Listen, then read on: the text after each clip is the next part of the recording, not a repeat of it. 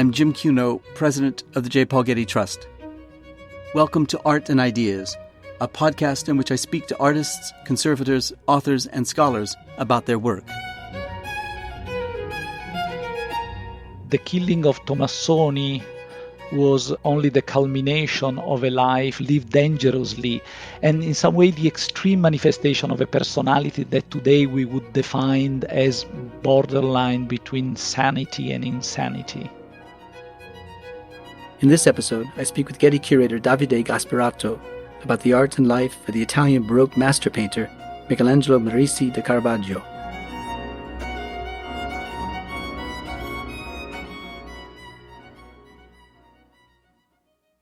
Michelangelo Merisi da Caravaggio painted some of the most compelling images of the Italian Baroque era at the turn of the 17th century. Collected and commissioned by some of the period's greatest patrons of the arts, Caravaggio was an unlikely master. He was apprenticed in Milan to the little-known Bergamese painter Simone Pertuzzano and traveled to Rome with no reputation and no money. In later years, he painted an image of himself as the decapitated head of Goliath. In a painting of the death of the Virgin, he depicted her as so convincingly dead, swollen body, dirty feet, that it's thought that the model for the painting was an actual dead prostitute. And of course there was Caravaggio's killing of a man in a street fight, which drove him out of Rome and into hiding and imprisonment. I discussed the life and career of Caravaggio with Getty curator Davide Gasparatto on the occasion of the publication of 3 17th century biographies of the artist, which appear in the Getty's Lives of the Artist series. Thank you, Davide, for joining me on this podcast. Thank you very much, Jim, for having me. So this morning we're going to be talking about the painter Michelangelo Merisi da Caravaggio, who was born in Caravaggio, hence the name he's been given, a small town near Milan, in 1571, and moved to Rome in 1592. Now, during his lifetime, he was known to be belligerent. He was often in trouble with the police. He was sentenced to death for murder, said to be emotionally unstable and personally vain, and feared as much as he was admired. Tell us about the early years of Caravaggio and about his reputation. Actually, we today know that Caravaggio was born in Milan and not really in Caravaggio. In 1571, he was the first child of Fermo Merisi and his second wife, Lucia Aratori.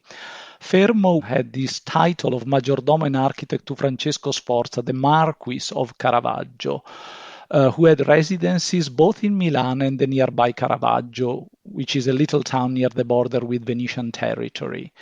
And his father died when Caravaggio was very young, only 6 years old, in 1577. And in 1584, the young Michelangelo was apprenticed to the painter Simone Peterzano. Was he an important painter? No, he was not really an important painter. He was a painter from Bergamo. He signed some of his works as Titiani alumnus, so pupil of Titian. And Caravaggio stayed in his studio for a period of 4 years. There are no surviving paintings from Caravaggio's youth in Milan, but it seems likely that he specialized in portraits and still life. But I would say that his North Italian and specifically Lombard background and training had very important consequences for his art. And these aspects are, I would say, an interest in evocative light and color and the depiction of night scenes or scenes with a source of artificial light, a precise handling of paint, which is more finished than the one of the Venetians, like the one of Titian, for example, but retaining traces of their textured and rich brushwork. And a particular fondness for the sometimes ugly detail of nature, an interest in still life detail, and a kind of portraiture of more intimate nature than the official portraiture which was fashionable in Venice. Now, these are qualities that we associate with the mature Caravaggio.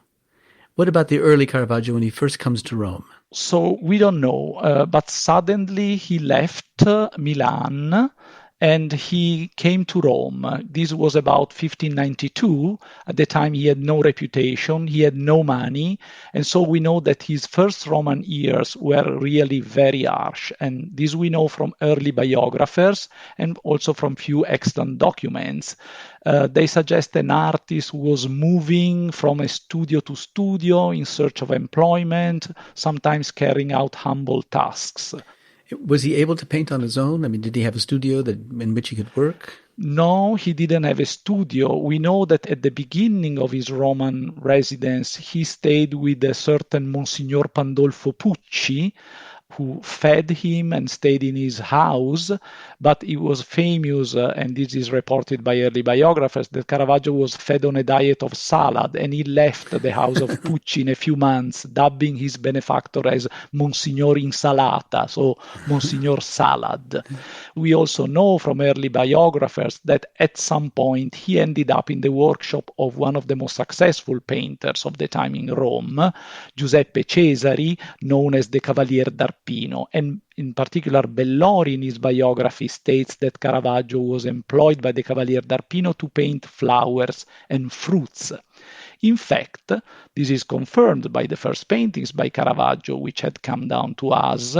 The Sick Little Bacchus, which is almost certainly a self-portrait, or The Boy Holding a Basket of Fruit, which is a painting that came later into the possession of Cardinal Scipione Borghese when his uncle, Pope Paul V, seized the contents of Cavalier d'Arpino's studio in 1607. I would say that, to me, one of the most interesting aspects is that Caravaggio's beginnings are not the typical beginning of a history painter, as he was later becoming, so a painter of religious and mythological scenes, but he was a painter of genre subjects like fortune tellers, card sharps, music players, still life paintings, in a moment when the appetite for this kind of pictures was growing among Roman collectors. And this is a very interesting phenomenon, which in some way signals the beginning of the art market in our modern sense. He wasn't painting for commissions, he was painting for speculation. Huh? Yes. How was that? How do we know about the art market? We know that, even working in a workshop of another painter like the Cavalier d'Arpino, some painters were executing paintings that were not commissioned, but they were destined to collectors and amateurs, which were growing in Rome at the time. It was about this time that he caught the attention of a distinguished collector, the Cardinal del Monte. Tell us about the Cardinal and how it was that Caravaggio caught his eye. So this happened sometime after his arrival in Rome, that when Caravaggio was still struggling to make a living. But at some point he struck up a working relationship with a dealer, Costantino Spata, who had a shop in the piazza bordering the church of San Luigi dei Francesi. We know that it was through Spata that Caravaggio came to the attention of his most important early patron, Cardinal Francesco Maria del Monte, who lived in the nearby Palazzo Madama. And he was born in an aristocratic family, became cardinal in 1588, and lived in Rome as representative of the interest of the Grand Duke of Tuscany, who was a former Cardinal Ferdinando de' Medici. He left the cardinalate to become the Grand Duke of Tuscany. And for example, a famous painting by Caravaggio, the Medusa, today in the Uffizi in Florence, was a gift from Cardinal Del Monte to the Grand Duke Ferdinando de' Medici. And we know that Del Monte was a passionate music lover, but also a perceptive supporter of the arts and also science. Very interested in science. He was in friendly terms with Galileo Galilei. And his household was really one of the most important intellectual circles in Rome. You mentioned the chapel at the Roman Church of San Luigi dei Francesi. Was it through the cardinal that Caravaggio got the commission for the calling of St. Matthew and the martyrdom of St. Matthew for that chapel? Because those are all of a sudden large, ambitious paintings that marked a real departure in his career. Absolutely, yes. We know that Cardinal Del Monte had an incredible collection. He had more than 600 paintings and several works by Caravaggio. For example, the concert today at the Metropolitan Museum was in the collection of Cardinal Del Monte. But it was truly through Cardinal Del Monte that Caravaggio got his first very important commission for these canvases for the Church of San Luigi dei Francesi, which are the real game changer of Caravaggio's career, and I would say also a turning point in the history of European painting, almost as much in the previous century, the Stanze by Raphael or the Vault of the Sistine Chapel were for Michelangelo. So this is about 1600, is that right? Yeah, we are between 1599 and 1600. Caravaggio executed these two paintings, the Calling of St. Matthew and the Martyrdom of St. Matthew. Obviously, the chapel is known as the Contarelli Chapel because it was in fulfillment of the will of this cardinal, French cardinal, Mathieu Cointrel, which at the time was already dead, to celebrate his memory through the representation of the deeds of his name saint. Mathieu is Matthew. Describe for us the painting, the Calling of St. Matthew, for example. Caravaggio sort of combines in these pictures the kind of realistic figure types, which he was already painting before, with a very bold chiaroscuro, which is the Italian term you use to mark the strong contrast of light and shadow. In the Calling of St. Matthew, for example, he uses a sort of a studio light in imitating sunlight coming from a high side window. While in the other painting, the Martyrdom, he used an illumination from a lamp placed high above the models. And so in this way, he is able to enhance in incredible way the three-dimensionality of the figures. What about the drama of the painting? Yes, this is important. Light is not the only component of these paintings. The other important aspect of this painting is Caravaggio's understanding of dramatic form. Why don't we back up just for a second? Let me describe this painting a little bit for our listeners, because it is a commonplace inn, it seems, in which there are four figures gathered around a table. Christ has just walked into the space, and with his hand he's pointing at the man who is to become St. Matthew, and that man is pointing at himself saying, "Is it me? You want me?" There's a sense of a moment when the ordinary becomes extraordinary. Yes, this is the great novelty in some way of this representation. And this will become an essential feature of Caravaggio art. He's able to make appear as if sacred events are taking place in the space of the chapel and right in front of our eyes. And this is obtained through this idea of the illumination, of the idea of the light, with the spatial positioning of the figures, with the creation of this sort of interior, which seems to be like an everyday interior with this group of people, and also with the particular use of the costumes, because Caravaggio uses at the same time modern and biblical costumes, so modern and ideal costume blended in some way in the same composition. And so he's able to recreate the event as it is a sort of a contemporary event, as is something that is happening before our eyes. And the light he's using is sort of artificial, but it's also natural, because the direction of the light is the direction of the real light, which is coming into the chapel from the window above the altar. Which puts then the viewer in that space itself and in the drama of the space. Exactly. The viewer becomes in some way part of the scene. And this is the aspect of Caravaggio's theatricality, which is heralding in some way the theatricality of Baroque painting in the 17th century. So with these two paintings, then Caravaggio's career takes off. Absolutely. Because he painted the same year the conversion of St. Paul, for example, for another chapel. Yes. Equally ambitious in emotion and in composition.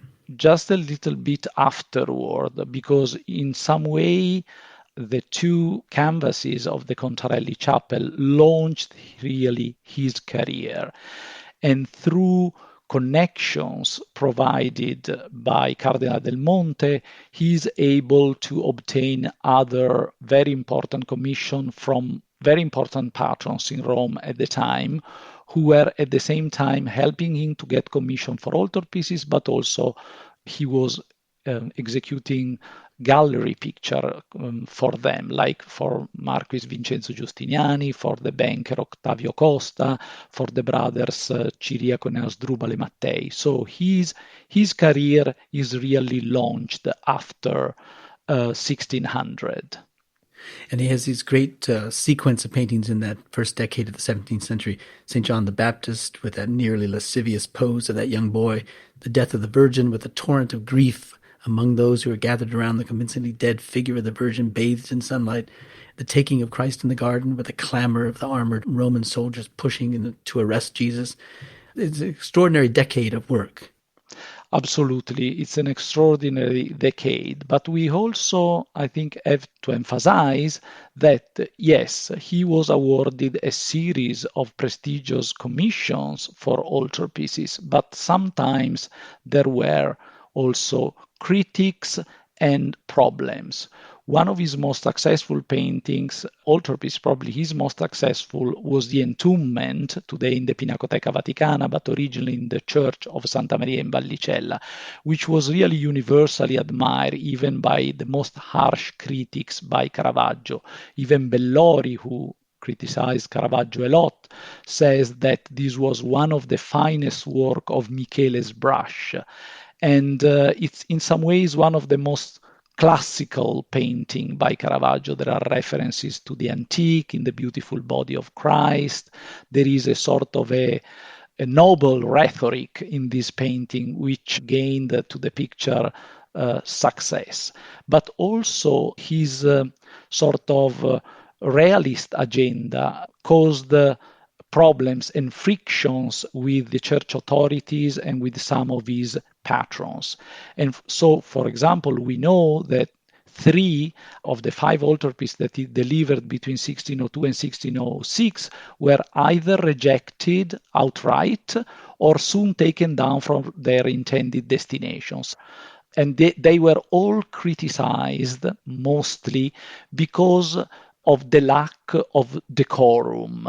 For example, the Death of the Virgin, which is today in the Louvre, but it was intended originally for a chapel in the Church of Santa Maria della Scala in Trastevere, was rejected because of the undecorous portrayal of the Virgin. Explain that to us.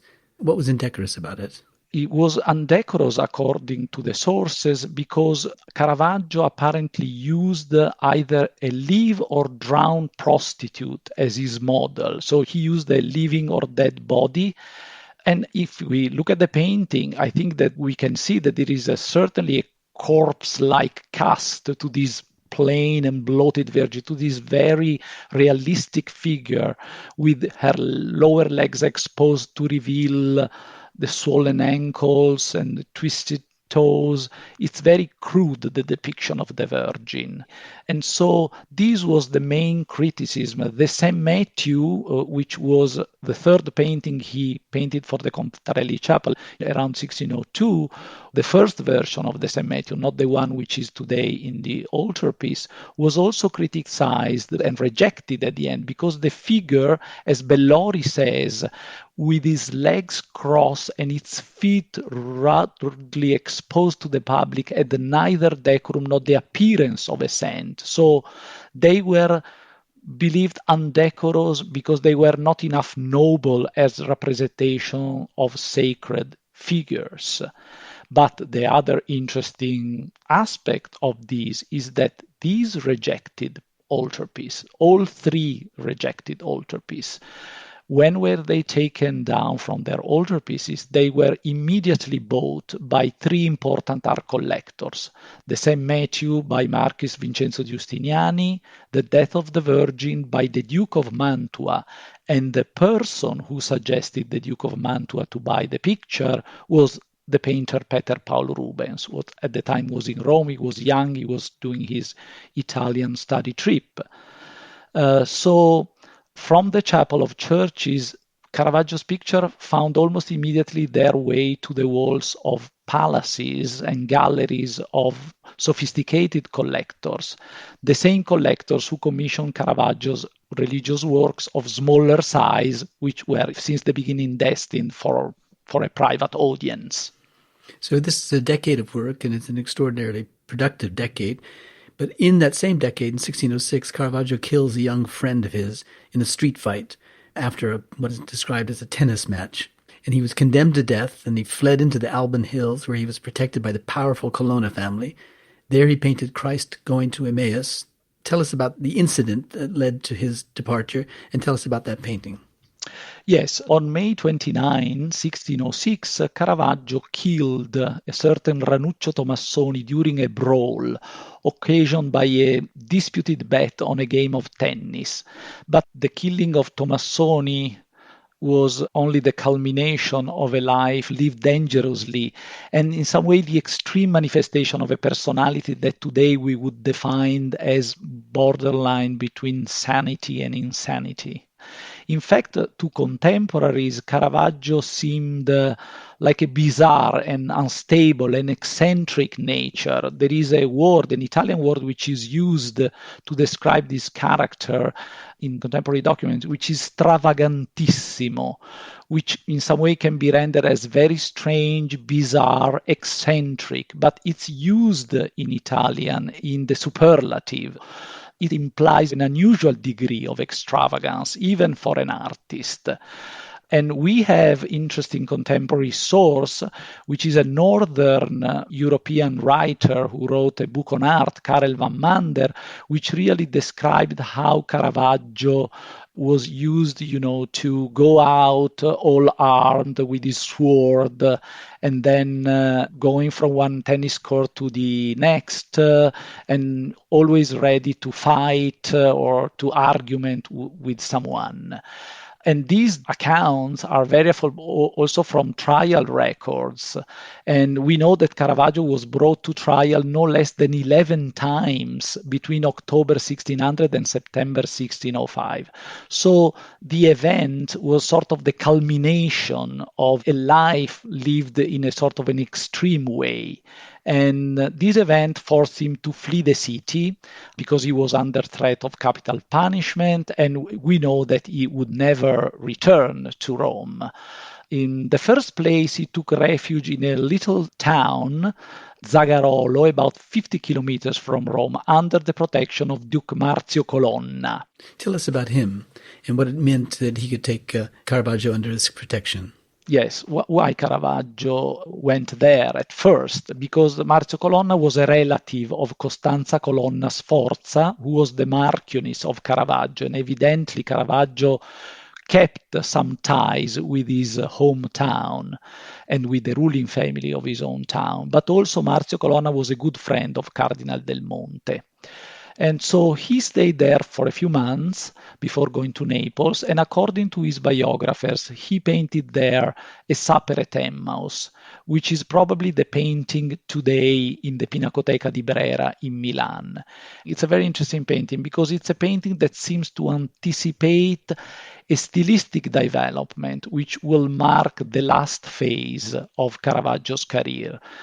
We divided up Caravaggio's career in three great moments. Now, before 1600, when he was mainly painting genre pictures, then the classical period of Caravaggio, we can say, from 1600 to 1606, when he was in Rome, and then this late phase.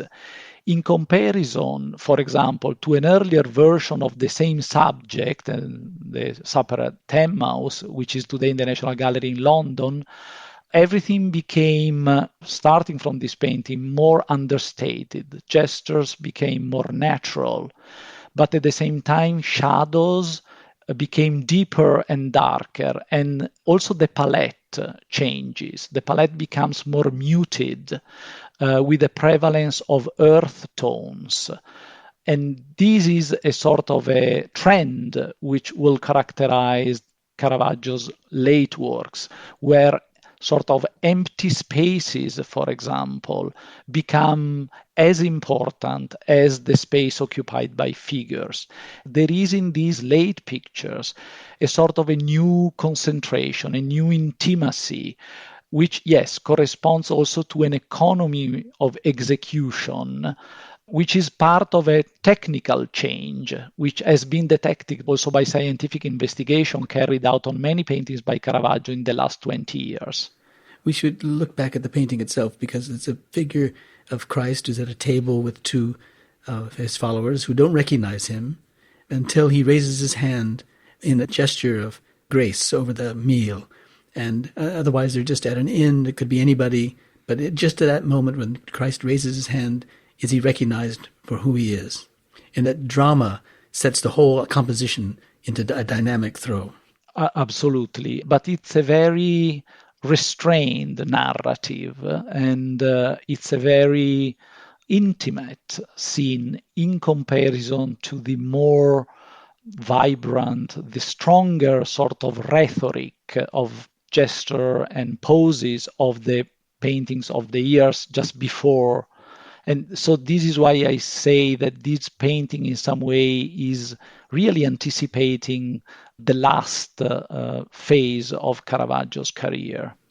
In that last phase, he paints this extraordinary picture of David with the head of Goliath, in which he convincingly portrays himself as the head of Goliath. Tell us why he chose to put himself in that painting in that place. Yes, I have to say that there is a little bit of discussion about the chronology of the David with the head of Goliath. Some scholars place it close to the Supper in Emmaus we just discussed, so in 1606. Some other scholars had dated it almost at the end of Caravaggio's career. For sure, it's an incredibly moving painting. We see this youthful shepherd boy, very pensive, almost melancholic. He holds his sword in his right hand and brandishes this terrifying big head of Goliath with his outstretched left arm. And there is blood streaming from the severed head, and the eyes of the giant stares into the void with the mouth open. So it's almost that if we are hearing the last cry of Goliath. So it is tempting to think that the painting was completing during Caravaggio's last dramatic months of life. And the picture has, I would say, convincingly been interpreted as a sort of an avowal of guilt following the death of the young man in a brawl, but at the same time as a plea for forgiveness. Because as you were saying, the head of Goliath bears the unmistakable features of Caravaggio himself. So it's a self-portrait. And the painting was probably conceived as a gift to Cardinal Scipione Borghese, one of the most powerful and important patrons and admirers of Caravaggio. But Cardinal Borghese had also the power to pardon Caravaggio for the murder and allow his return to Rome because he was nephew of the reigning Pope, Paul V. So the David, I would say, acquires a particular significance. It is an autobiographical picture, but I think it transcends the personal and it becomes more a general statement on the frailty of the human condition. So Caravaggio dies about 1610, shortly after perhaps the painting was painted.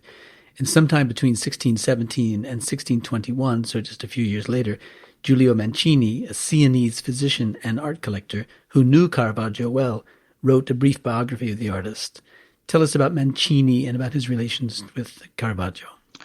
Yes, it's interesting, I have to say, that despite Caravaggio was celebrated by his contemporary already as a great innovator, and he was an artist of great fame, he left astonishingly few direct traces of him. He didn't leave letters like painters like Annibale Carracci, Rubens or Poussin or Bernini.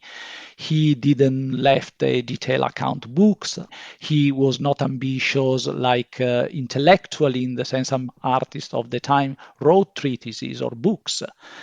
And so our image of Caravaggio, our picture of Caravaggio is essentially based upon a bunch of early biographies which were all written after his death.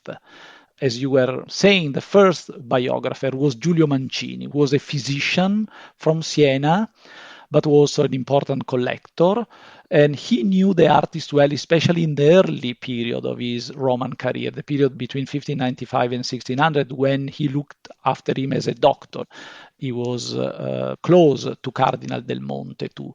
And Mancini left a treatise called Considerazioni sulla pittura, Thoughts on Painting, which remained unpublished until the 20th century. So this is a source we used, but that was not known at the time, apart from a small circle of people.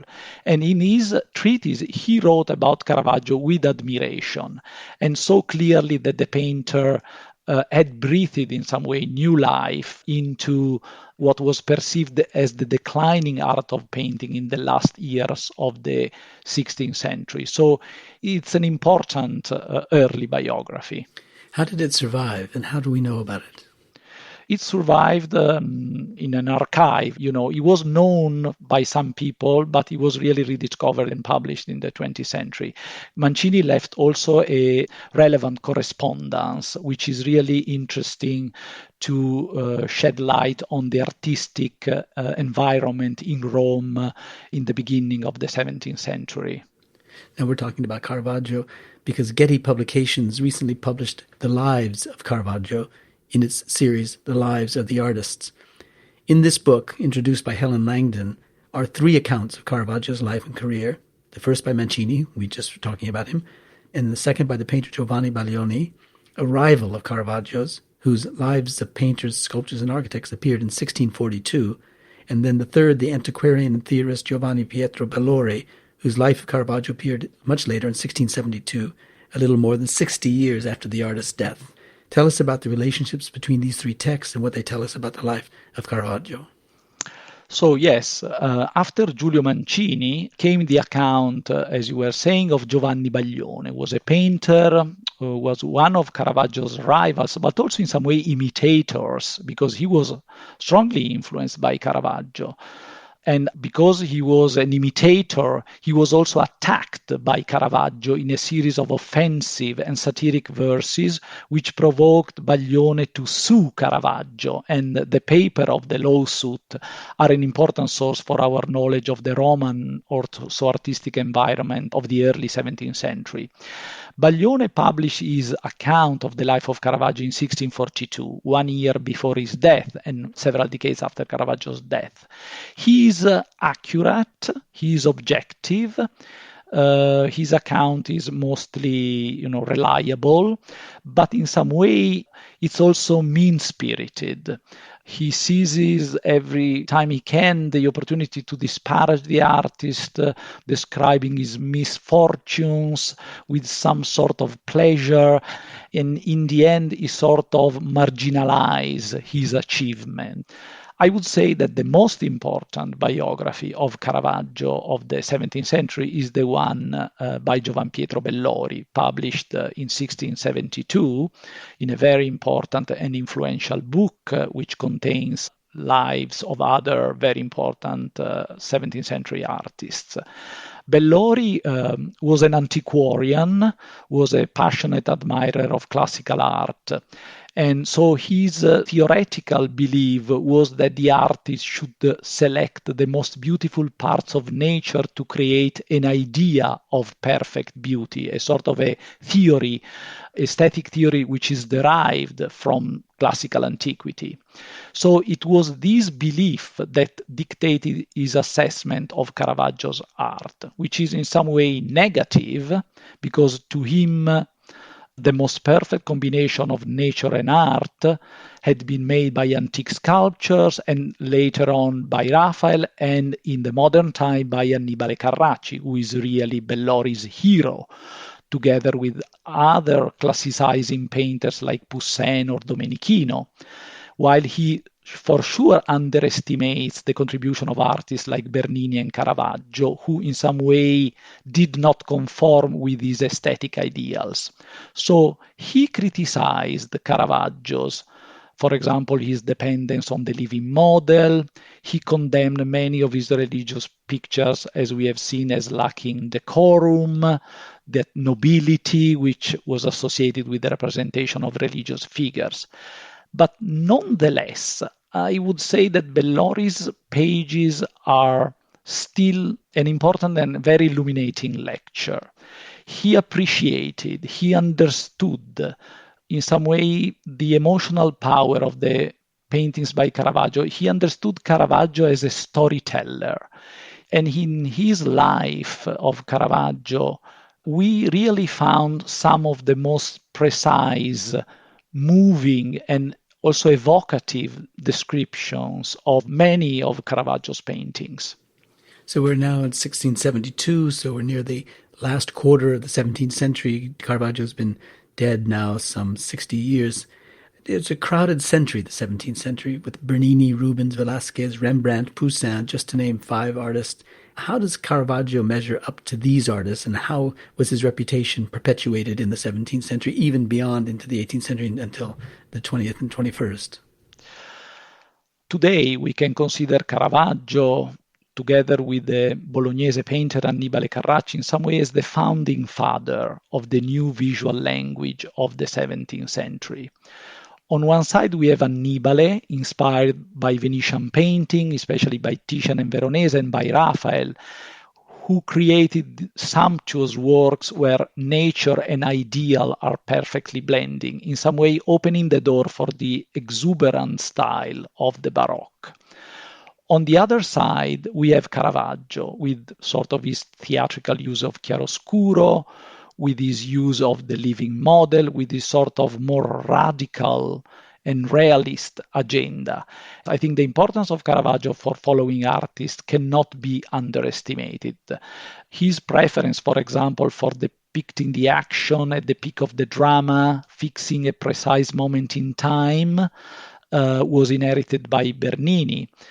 Rubens admired the theatricality of his composition and also his bold chiaroscuro, and he famously made a copy of the Entombment and persuaded the Duke of Mantua to buy the rejected altarpiece with the Death of the Virgin.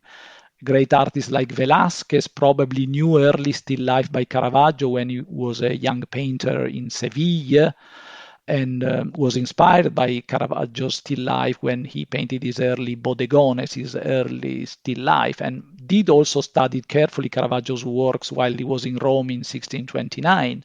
Even Rembrandt, as we know, even if never traveled to Italy, but he knew very well Northern European followers of Caravaggio, and they had an impact on his art. So Caravaggio was, as he was controversial in his lifetime, he was very influential over a next generation of painters, and they sort of spread out his lesson and his new vision of reality all over Europe. I have to say that his fame progressively faded from the second half of the 17th century in conjunction with a more sort of classicizing and normative view of painting. So his rediscovery and the full understanding of the magnitude of his contribution to the history of European painting is mostly a 20th century phenomenon. Well, Davide, thank you so much for taking us through the life and career of Caravaggio. We should say that we're doing this in the midst of the COVID-19 pandemic, which has ravaged so much of Italy. It makes it all the more poignant for us that we have this particular artist and his work to talk about because of the dramatic nature of it. So we thank you very much for your time, and we wish you and your friends and family in Italy the very best during these challenging times. We hope everyone is and remains healthy. Thank you very much, Jim. It was a pleasure, and I believe that our hearts are today with all the people around the world who are suffering in, I think, manifold ways the consequences of this global health crisis. Thank you so much.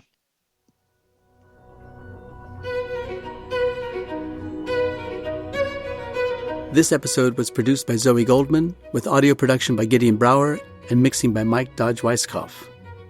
Our theme music comes from the Dharma at Big Sur, composed by John Adams for the opening of the Walt Disney Concert Hall in Los Angeles in 2003. It is licensed with permission from Hendon Music. Look for new episodes of Arts and Ideas every other Wednesday. Subscribe on Apple Podcasts, Spotify, and other podcast platforms. For photos, transcripts, and more resources, visit getty.edu/podcasts, or if you have a question or an idea for an upcoming episode, write to us at podcasts@getty.edu. Thanks for listening.